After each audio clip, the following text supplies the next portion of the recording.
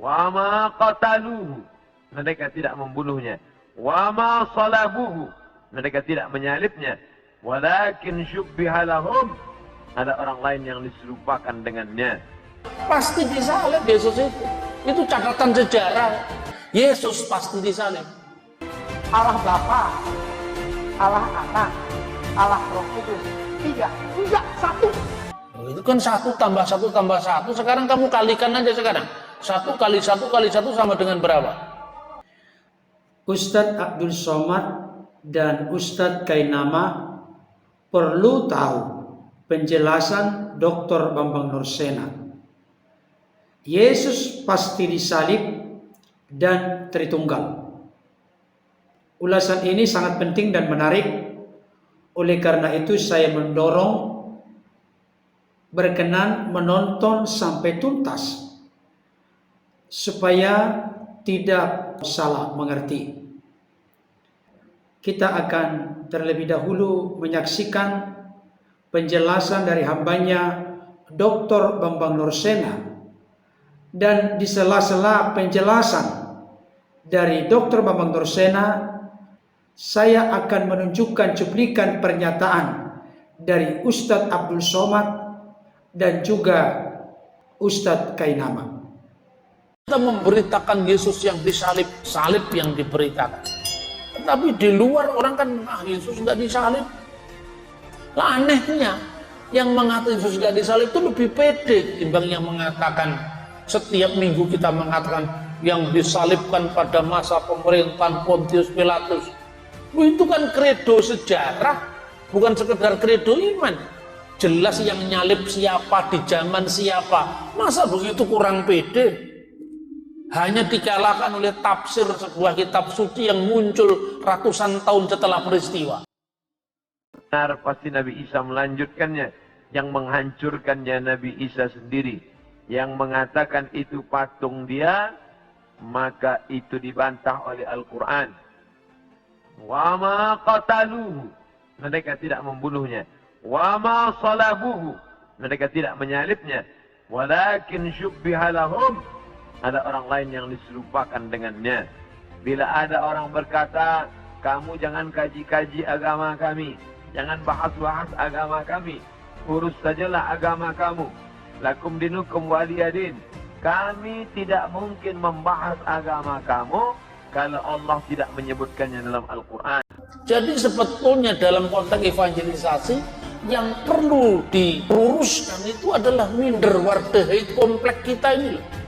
Ini harus kita hilangkan dulu, jangan minder lagi. Karena apa? Soal penyaliban misalnya. Saya sering membuat ungkapan-ungkapan yang mungkin bagi orang lain itu tidak enak, tapi itu sekedar mengagetkan orang. Saya bilang, Yesus gak disalib Pak, ya sudah terserah kamu kalau kamu mengaku Yesus gak disalib. Tapi itu kan kitab sucimu, atau lebih tepat tafsir kitab sucimu. Nah terus kalau menurut Injil, lalu menurut Injil Yesus disalib. Lah kalau saya ngomong menurut Injil kan keyakinan saya. Kamu ngomong menurut Quran itu keyakinan kamu, ya nggak selesai. Oh memang keyakinan biadu keyakinan. Sekarang berani nggak kamu tutup kitabmu, saya tutup kitab saya? Lah untuk apa? Ini cari sejarah aja. Oh Yesus itu pernah hidup di fakta sejarah. Dia kan sosok historis. Masa nggak ada catatannya? Ayo sekarang berani nggak? Saya tutup Alkitab saya. Kamu tutup juga kitabmu. Yesus disalib apa? Pasti disalib Yesus itu. Itu catatan sejarah. Makanya ketika saya ngomong begini, saya tidak pernah mau debat teologis. Karena debat teologis nanti kalau keliru ngomong masuk penodaan agama. Karena kita ngurusi kitabnya orang lain lebih baik. Kamu tutup kitabmu, saya juga fair, saya tutup kitab suci saya. Yesus pasti disalib. Mau marah nggak bisa sama saya. Memang faktanya Yosefus bicara penyaliban Yesus. Hanya berjarak 50-an tahun dari peristiwa. Kemudian Cornelius Tacitus bicara penyaliban Yesus. Itu seorang senator Roma dan ahli hukum Roma. Yesus disalib.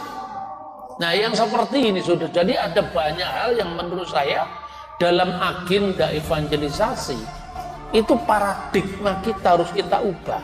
Yang pertama, kita jangan minder. Karena orang yang suka mengejek kita lebih tidak pasti.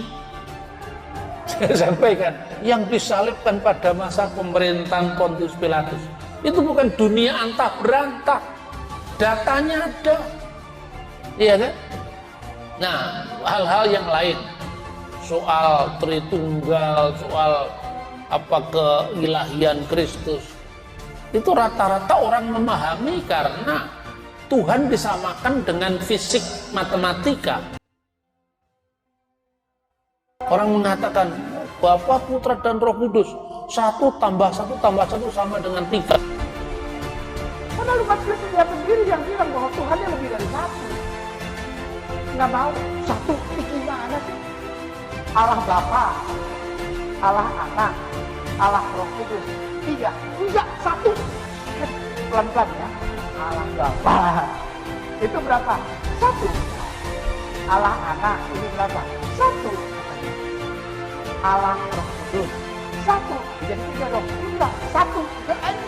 1 tambah 1 tambah 1 1.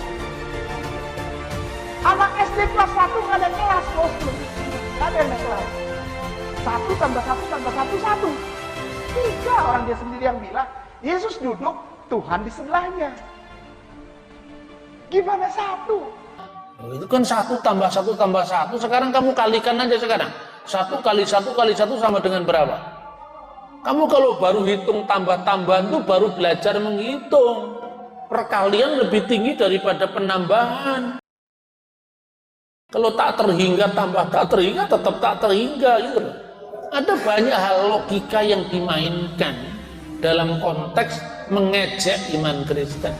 Dan ketika saya menyampaikan pembelaan terhadap iman kita, tidak ada penodaan agama di situ. Itu hak kita yang disalahpahami kita apabila iman kita. Itu loh saudara-saudara. Jadi menurut saya, kalau penginjilan itu bisa dilakukan dengan cara taat hukum, aman, ramah budaya, kenapa kita harus nyerang-nyerang agama orang? Ketika agama kita disalahpahami, saya malah senang. Karena waktu saya untuk menyampaikan kebenaran. Tapi kalau agama kita, iman kita tidak disalahpahami, ngapain tiba-tiba ngajak ngomong orang lain yang tidak nanya-nanya? Memang saya nanya kamu, saya tidak nanya kamu ngomong. Lah mumpung kamu nanya, saya jelaskan. Gitu loh, jadi segala sesuatu tetap harus disyukuri. Baik Bapak Ibu Saudara, tadi kita sudah menyimak dan mendengarkan penjelasan dari hambanya Dr. Bambang Nursena yang begitu jelas, tegas, lugas, dan tuntas. Dari apa yang menjadi pemaparan beliau semakin menunjukkan dan membuktikan bahwa Dr. Bambang Nursena 1% pun tidak ada keraguan dan senantiasa berpegang teguh dalam iman yang kokoh bahwa Yesus itu benar-benar mati dengan cara disalibkan. Kenapa konfirmasi penegasan seperti ini sangat penting? Tentu kita tahu bersama ada keyakinan, keimanan, kepercayaan, ada doktrin, ajaran, pengertian, pemahaman yang bersumber dari kitab suci kelompok tertentu yang memberikan konfirmasi dan penegasan bahwa Yesus itu tidak mati disalib. Saya mau tegaskan fakta-fakta yang begitu banyak menunjukkan, membuktikan bahwa Yesus benar-benar mati dengan cara disalibkan. Saudara dikasih Tuhan, tadi kita sudah menyimak penjelasan dari hambanya Dr. Bambang Nursena, di mana beliau berkata, silakan tutup kitab sucimu, saya tutup kitab suci saya, karena kitab suci itu berbicara tentang keyakinan dari siapa yang meyakininya. Sebagai contoh, saya sebagai orang Kristen, saya meyakini kitab suci Kristen, yaitu Bible atau Alkitab. Tantangan yang dilontarkan oleh Dr. Bambang Nursena berani memberikan penegasan. Silakan tutup kitab sucimu, ku tutup kitab suciku. Yesus itu benar-benar mati dengan cara disalibkan. Dengan kata lain, Dr. Bambang Nursena mencoba untuk lebih berpikir objektif. Keyakinan akan kitab suci masing-masing bisa dinilai oleh orang yang berbeda keyakinan sebagai sebuah klaim subjektif. Itu yang menjadi pondasi dan dasar dari Dr. Bambang Nursena berkata, tutup kitab sucimu, ku tutup kitab suciku. Yesus benar-benar mati dengan cara disalibkan. Karena Dr. Bambang Nursena bisa menunjukkan dan membuktikan, selain dari informasi, fakta dan data Alkitab, memang dari fakta historis, fakta sejarah, Yesus benar-benar mati dengan cara disalibkan. Tadi beliau telah menyebutkan beberapa nama dari sejarawan abad pertama yang mana mereka bukan orang-orang yang percaya kepada Yesus sebagai Tuhan Juru Selamat, tapi mereka memberikan kesaksian bahwa Yesus benar-benar mati dengan cara disalib pada masa pemerintahan Pontius Pilatus. Saya tidak akan panjang lebar mengulas apa yang sudah disampaikan oleh Dr. Bambang Nursena, karena saya harus berkata, beliau adalah guru bagi kita, dan kita harus dengan rendah hati mau atau senang, suka, bangga belajar dari beliau.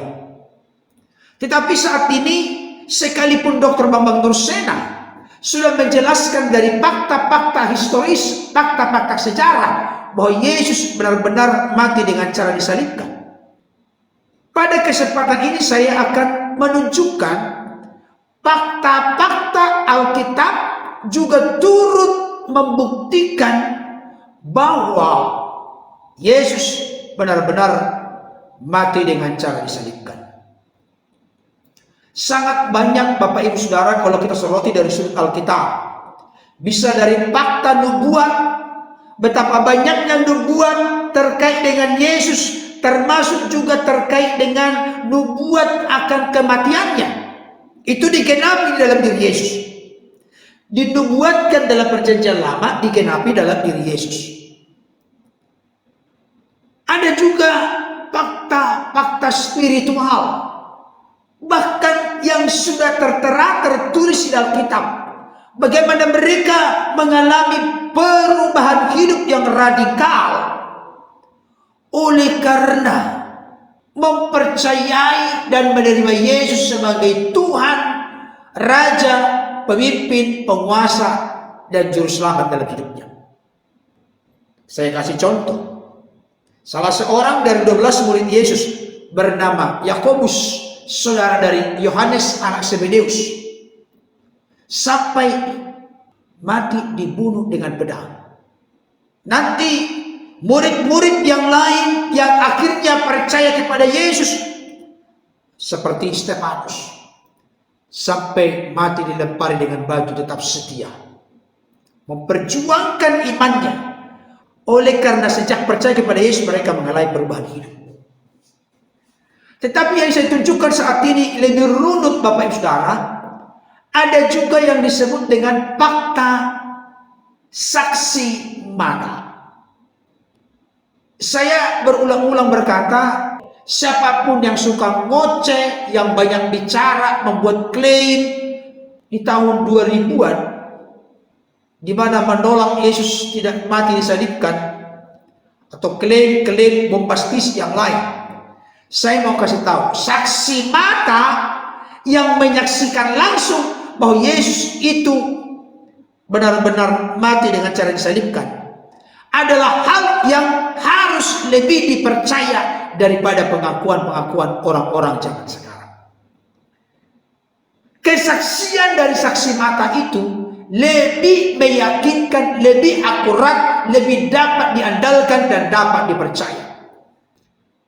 Saya akan tunjukkan beberapa untuk kita. Sangat banyak sebenarnya Bapak Ibu Saudara. Yang pertama, Simon dari Kirene. Simon dari Kirene ini bukan saja melihat langsung betapa beratnya proses penyaliban yang dialami oleh Yesus, tetapi ia juga merasakan betapa beratnya memikul salib. Hal itu dikarenakan ia dipaksa untuk memikul salib Kristus. Itu nanti bisa terlihat dari Matius pasal 27 ayat 32, Markus 15 ayat 21, Lukas 23 ayat 26. Kedua, perempuan-perempuan Yerusalem. Perempuan-perempuan ini adalah perempuan yang mengikuti Yesus dari Galilea untuk melayani dia. Perempuan Yerusalem itu diantaranya Maria Magdalena, Maria ibu Yakobus dan Yusuf, dan ibu anak-anak Zebedeus. Tentu mereka adalah saksi mata yang melihat Kristus disalibkan. Coba bandingkan dengan Matius 27 ayat 55 sampai 56. Bahkan saksi kebangkitan Kristus pertama kali juga dilihat oleh sebagian perempuan Yerusalem ini, yaitu Maria Magdalena dan teman-temannya. Bandingkan dengan Matius 28 ayat 1. Ketiga, kepala pasukan. Saksi berikut yang melihat Tuhan Yesus benar-benar mati di atas kayu salib adalah kepala pasukan. Ketika Tuhan Yesus menyerahkan nyawanya dan mati, kepala pasukan itu tersadar dan mengakui bahwa Yesus adalah anak Allah. Ia berkata, sungguh orang ini adalah anak Allah. Markus 15 ayat 39. Keempat, Yusuf orang Arimatea. Peristiwa penyaliban Yesus juga disaksikan oleh Yusuf orang Arimatea, yang juga termasuk seorang anggota majelis besar terkemuka. Jadi Yusuf ini adalah orang pintar, disegani dan terpandang. Namun ia termasuk orang yang menantikan kerajaan Allah.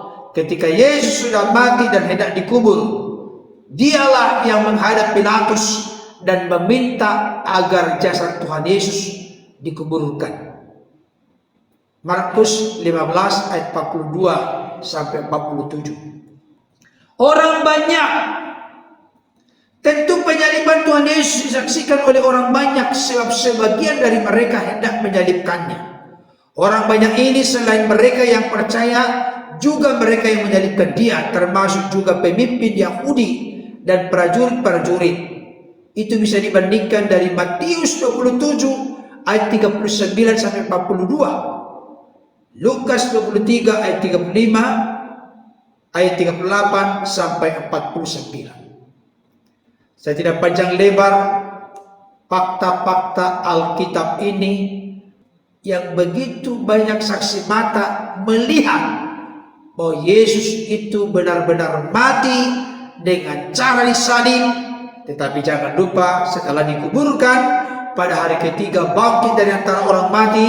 Setelah itu menampakkan diri selama 40 hari kepada murid-muridnya dan kepada banyak orang, dan setelah itu dia pun naik ke surga, menyediakan tempat bagi saudara dan saya yang percaya menerima dia sebagai Tuhan Juru Selamat.